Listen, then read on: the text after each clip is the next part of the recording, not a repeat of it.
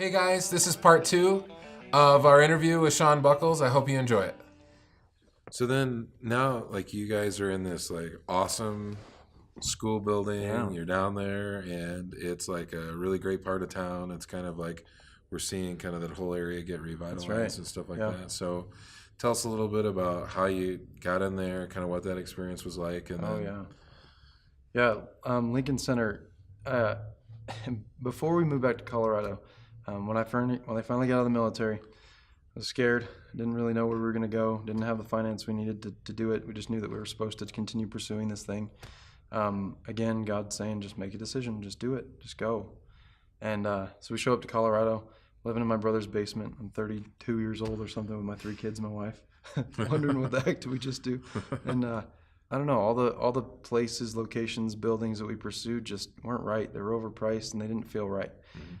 But back when we first decided to do it, I prayed over a unique location that my family could kind of come and be a part of, and we could all do it together. Little did I know the Lincoln Center would be that spot, and it really is. It truly is that for my family. Um, Finally, when I quit forcing things, we discovered Lincoln Center, and it was affordable, and it was the space we needed. The roastery is separate from the coffee shop, so my kids are there a lot. We homeschool, and so they get to be there a lot. I don't know. They've been watching us and helping us through this journey yeah, the whole time. So it's been more unique than I could have ever imagined, and just watching God work this thing has been incredible. It's not been easy. It's not been perfect. It's not been without challenge. I'm still a human being and still screw up big time, but it's working, and I love watching God even turn our challenges into great strengths. It's been incredible. Well, one of the coolest things about meeting you and kind of, getting to know us at Yeah. DCC is that we kind of are like-minded in how we want to reach, Yeah. Yeah. that we want to reach the unchurched in our community. Sure. We want to make a difference. We want to make an impact, and so we've been a part of groups like Cause I Love You and Hmm. City Serve. We're ministry partners with Exodus Road and Springs Rescue Mission and all Yeah. kinds of groups like that. And so it's kind of how, you cut us and we bleed, live on mission, right? Sure. And so one of the things I've always enjoyed is talking with you, and that's exactly where you go to every time. We'll talk about coffee, and I love coffee, but at the end, it's going to get back to mission and purpose. Sure.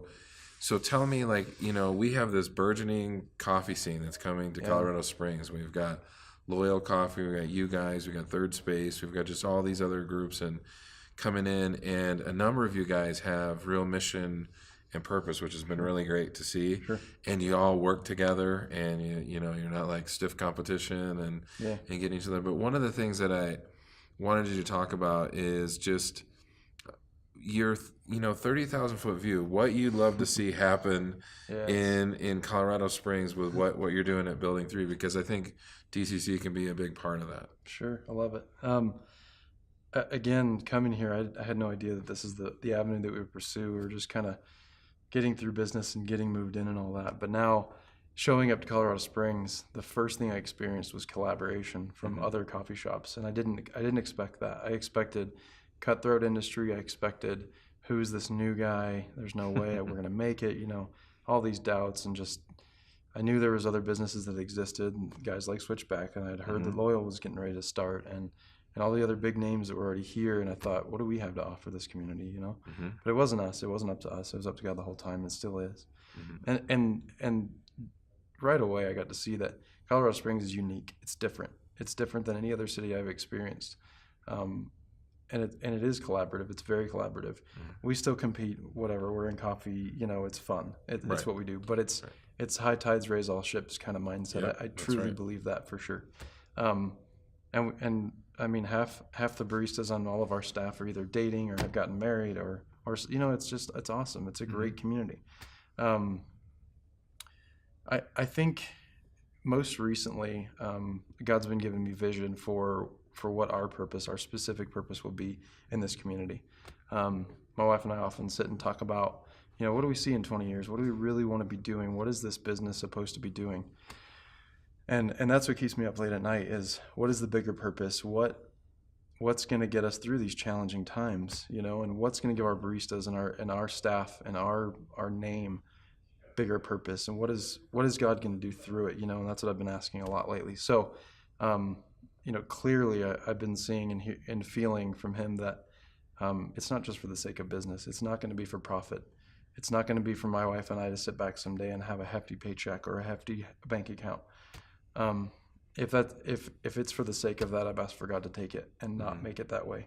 But I believe in something bigger, and I believe that our business will make a bigger impact in this city. I don't exactly know how it's going to happen, but and as soon as I started praying, that is when we started getting connected with Springs Rescue Mission, and a lot of great things have happened through that, and it gives me goosebumps to think about it right now, about how He's already orchestrating that.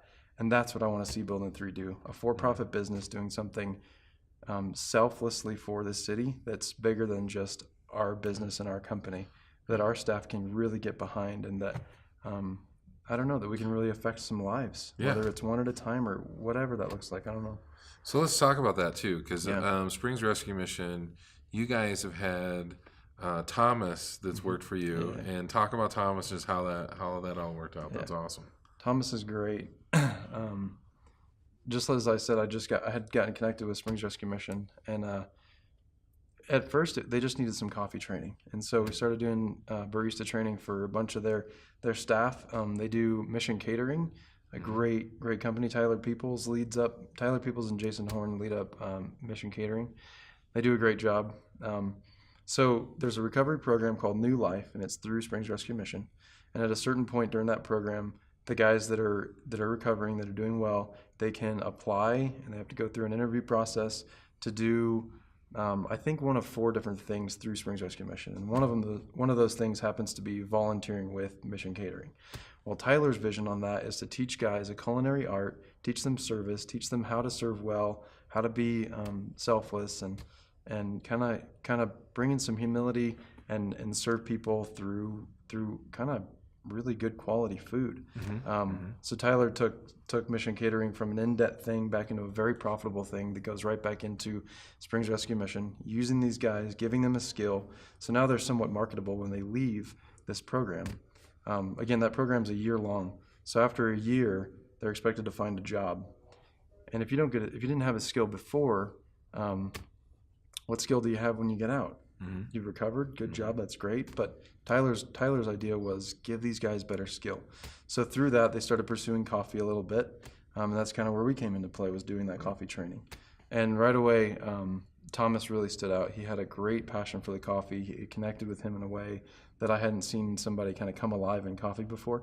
So I loved seeing coffee give him value and him give coffee value for us, And so I said, hey, why don't you volunteer here for a day a week? Just come in, learn coffee better. I'll teach you as much as I know. And before I knew it, he was watching me roast and helping me roast. And again, another thing I've been praying for is somebody to help relieve some of the burden I'd had in business, and that would come through roasting with Thomas. So while he was still in the program, he was volunteering one day a week. I'd pick him up early in the morning at Springs Rescue Mission, sometimes on his day off, and bring him up to the shop, and he'd help me roast all day long. The kid worked so hard. And he started just getting passionate about it, loving the stories, learning how to cup, learning how to taste, developing his palate, developing his skill, even behind the bar. He just picked it up naturally. It was awesome. So one day I had a conversation with somebody, and I had a batch of coffee in the roaster. I turned around, and Thomas is adjusting the coffee roaster, and I said, what are you doing? And he said, oh, I'm just roasting coffee. I said, okay, well, keep going. Let's see how you do, And he did good. And I said, okay, let lessons begin, So I started teaching him. Well, that turned into a paid position. He's graduated the program now, and he's on staff with us, roasting about 90% of the coffee that comes out of our shop, out of our business.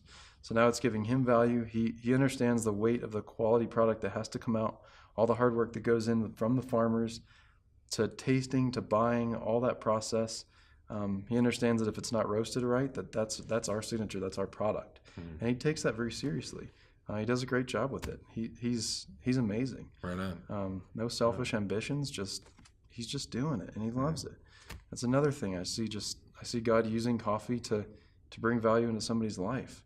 You know, he doesn't have to graduate and go work at Burger King. He's now working in an environment of believers that are giving back into his life, and he's giving into ours. Probably more for us than for him, to be quite honest with you. Yeah. I love it. I love seeing what God's doing through it. And it's nothing we're forcing. It's just happening. It's great. It's awesome.